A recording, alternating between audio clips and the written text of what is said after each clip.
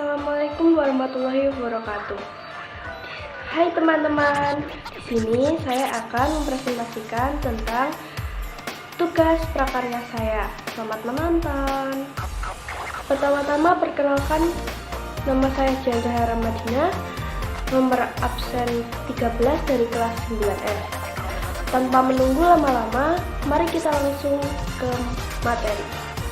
Tujuan saya membuat PPT ini adalah agar pembaca dapat memahami atau mengetahui tentang pengolahan dari hasil perikanan dan peternakan menjadi makanan jadi dan setengah jadi. Apa itu pengolahan? Pengolahan adalah proses untuk membentuk atau mengolah suatu guna, mengubah wujud, unsur, atau suatu hal yang memiliki tujuan dan hasil yang jelas. Ini terdapat dua materi pengolahan, yaitu pengolahan bahan makanan dari hasil perikanan dan peternakan menjadi makanan jadi, dan pengolahan bahan pangan dari hasil perikanan dan peternakan menjadi produk pangan setengah jadi. Apa itu pengolahan perikanan?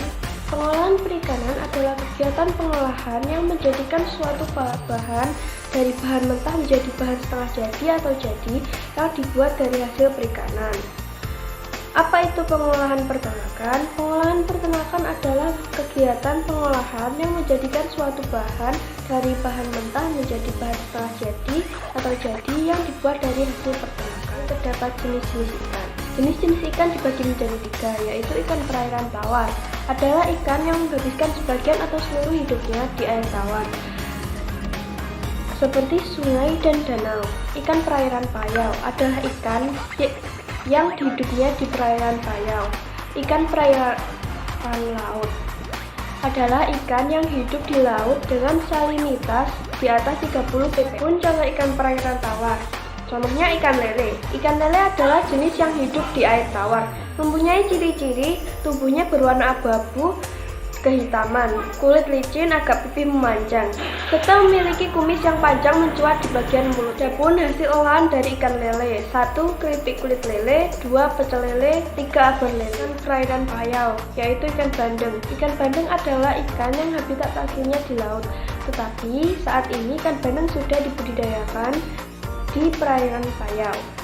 Ikan bandeng memiliki tubuh yang memanjang, agak gepeng, warna hitam kehijauan dan keperakan di bagian sini. Adapun hasil olahan ikan bandeng: bandeng kuah kuning, bandeng presto, dan bandeng balado. Adapun contoh ikan perairan laut seperti ikan tuna. Ikan tuna adalah ikan perenang yang pernah diukur mencapai 77 km atau per jam. Ukuran tubuhnya sekitaran 100 sampai 225 cm. Ikan tuna mempunyai tubuh yang tertutup oleh titik-titik kecil berwarna biru tua dan agak gelap.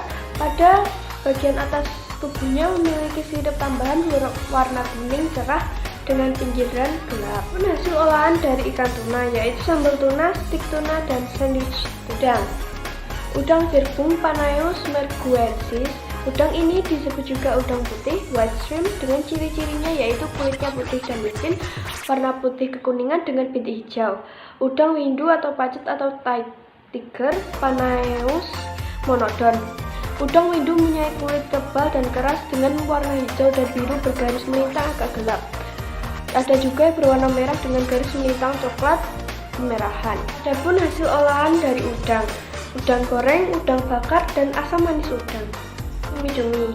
Cumi-cumi sotong adalah sebutan untuk cumi-cumi biasa yang memiliki ukuran tubuh besar dan panjang, dapat mencapai garis tengah lebih dari 5 cm, serta panjang tubuh antara 20-30 cm.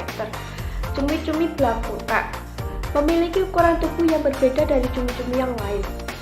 Postur tubuhnya lebih pendek, melebar, dan memiliki tulang punggung yang sangat keras.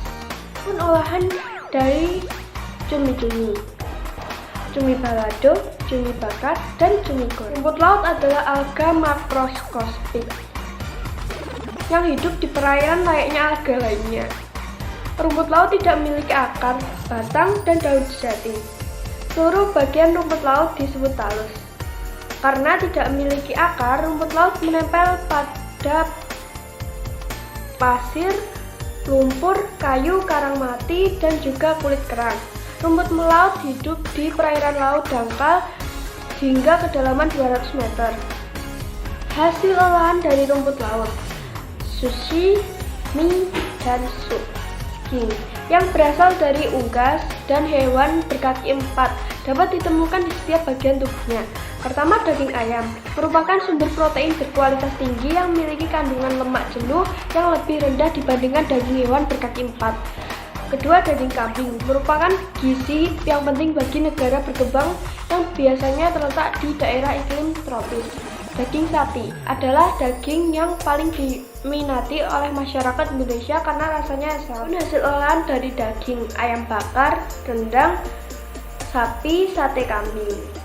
Telur dihasilkan oleh hewan jenis unggas dan ikan yang sebenarnya cara hewan tersebut berkembang biak dengan bertelur.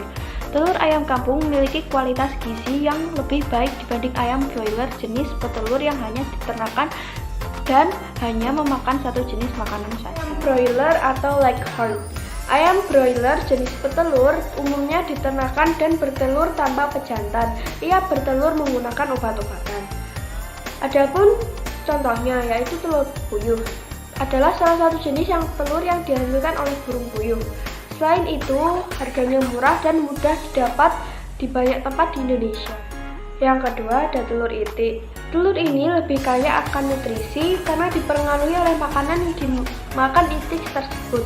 Telur itik biasanya diberi makan dengan cara diangon atau diberi pejantan. Adapun hasil olahan dari telur ayam balado, telur itik dadar, dan telur puyuh bakar. Terakhir, susu. Apa itu susu? Susu adalah cairan berwarna putih yang disekresikan oleh kelenjar mamae pada binatang mamalia betina untuk bahan makanan dan sumber gizi anaknya. Adapun hasil olahan dari susu yaitu keju, es krim, dan roti. Materi yang kedua adalah pengolahan bahan setengah jadi. Pengolahan bahan setengah jadi adalah sebuah bentuk dari pengolahan daripada bahan baku pangan serta dengan menggunakan sebuah proses pengawetan yang dimana baik pengawetan itu dilakukan dengan cara menggunakan bahan kimia, fisik yang pada akhirnya akan menjadi sebuah makanan yang bisa disimpan atau diolah kembali. Olahan pangan setengah jadi dari bahan ikan. Pengolahan olahan pangan setengah jadi dari bahan ikan adalah pengolahan suatu bahan dari ikan yang pada akhirnya akan menjadi sebuah makanan yang bisa disimpan ataupun diolah kembali. Olahan pangan setengah jadi dari ikan. Pertama, bakso ikan, kedua surimi, ketiga sarden. Jenis olahan pangan setengah jadi dari daging. Pengolahan olahan pangan setengah jadi dari bahan daging adalah pengolahan suatu bahan dari daging yang pada akhirnya akan menjadi sebuah makanan yang bisa disimpan atau diolah kembali. Contoh olahan pangan setengah jadi dari bahan daging. Pertama, sosis ayam, kedua kornet sapi, ketiga dendeng kambing. Jenis olahan pangan setengah jadi dari bahan cumi dan udang. Pengolahan olahan pangan setengah jadi dari bahan cumi dan udang adalah pengolahan suatu bahan dari cumi dan udang yang pada akhirnya akan menjadi sebuah makanan yang bisa disimpan ataupun diolah kembali. Contoh olahan pangan setengah jadi dari bahan cumi dan udang. Yang pertama, dendeng cumi, yang kedua, terasi udang. Jenis olahan pangan setengah jadi dari bahan telur dan susu.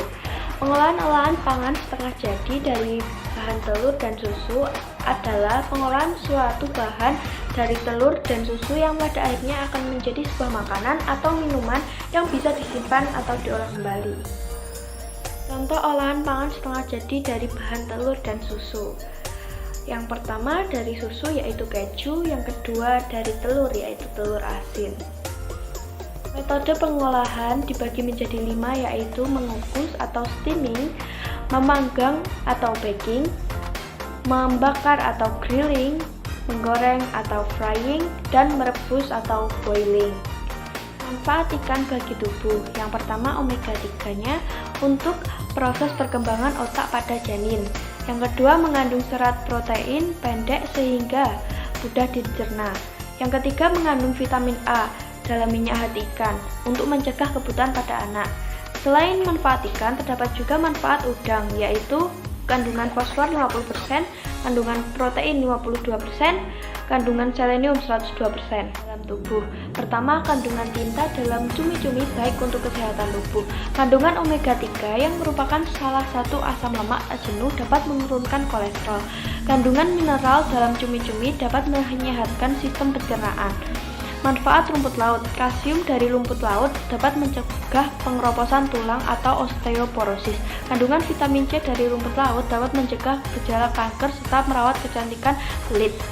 Manfaat susu bagi tubuh. Kandungan yodium, seng, dan letisinnya dapat meningkatkan efisiensi kerja otak besar. Zat besi, tembaga, dan vitamin A dalam susu berfungsi mempertahankan kulit agar tetap bersinar. Manfaat daging. Kaya akan vitamin B dan mineral sehingga sangat diperlukan untuk kesehatan sistem syaraf dan pertumbuhan. Zat besi He yang terkandung di dalamnya lebih mudah dicerna. Telur ayam kampung bagi tubuh. Yang pertama mengandung vitamin A dan B, yang kedua kuning telur mengandung 1,33 gram kolesterol per 100 gram, yang ketiga mengandung kalsium. Manfaat telur itik dan telur puyuh. Mengandung vitamin E lebih banyak 75% daripada telur ayam broiler, mengandung vitamin A dan mengandung vitamin B kompleks. Pengolahan dibagi menjadi 4, yaitu perencanaan, identifikasi kebutuhan, pembuatan, persiapan, dan proses pembuatan. Pengemasan, wadah penyajian dan estetika, wadah kemasan, estetika dan kesehatan. Evaluasi, merasakan hasil atau produk pengolahan pangan, mengevaluasi seluruh proses atau setiap tahapan pembuatan pengolahan sebagai bahan perbaikan. Dan pengemasan, jenis kemasan. Jenis kemasan dibagi menjadi 3, yaitu kemasan primer adalah kemasan yang berhubungan atau kontak langsung dengan produk makanan. 2. Kemasan sekunder adalah kemasan yang berisi sejumlah kemasan primer. 3. Kemasan tersier adalah kemasan yang diperuntukkan sebagai kemasan transport atau distribusi apabila makanan akan dikirim ke tempat primer, sekunder, dan tersier. Sajian dan pengemasan. Faktor-faktornya dibagi menjadi 4, yaitu yang pertama sanitasi dan higienis. Merupakan salah satu prinsip dari pengemasan makanan. Hal ini harus diperhatikan karena pengemasan makanan yang tidak higienis dapat mengurangi selera makan seseorang dan menjadi kontaminasi berbagai macam bakteri dan kuman. Cita rasa. Konsumen memilih suatu makanan karena cita rasa. Selain cita rasa, terdapat juga tekstur dan warna dan tekstur. Warna makanan dapat digunakan untuk indikator kematangan makanan. Tekstur makanannya empuk, mudah digigit, dan mudah dikunyah. Akan dapat dinikmati dengan nyaman. Selain itu, makanan disajikan dalam bentuk menarik dan serasi menjadi daya tarik tersendiri bagi orang yang memakannya. Dibagi menjadi 2, yaitu kemasan tradisional. Contoh olahan ikan dan daging yang hanya dibungkus dengan daun pisang. Sedangkan kemasan modern bertujuan agar makanan tetap terjaga kebersihannya serta menjaga cita rasa. Kemasan modern yang sering digunakan yaitu aluminium foil, styrofoam, dan plastik. Kemasan dibagi menjadi 2, yaitu kemasan tradisional. Contoh olahan ikan dan daging yang hanya dibungkus dengan daun pisang. Sedangkan kemasan modern bertujuan agar makanan tetap terjaga kebersihannya serta menjaga cita rasa. Kemasan modern yang sering digunakan yaitu aluminium foil, styrofoam, dan plastik. Ada yang bertanya tentang materi yang sudah saya jelaskan? Silahkan bertanya. Demikian dari saya. Bila ada salah kata atau ucapan, saya mohon maaf yang sebesar-besarnya. Wassalamualaikum warahmatullahi wabarakatuh.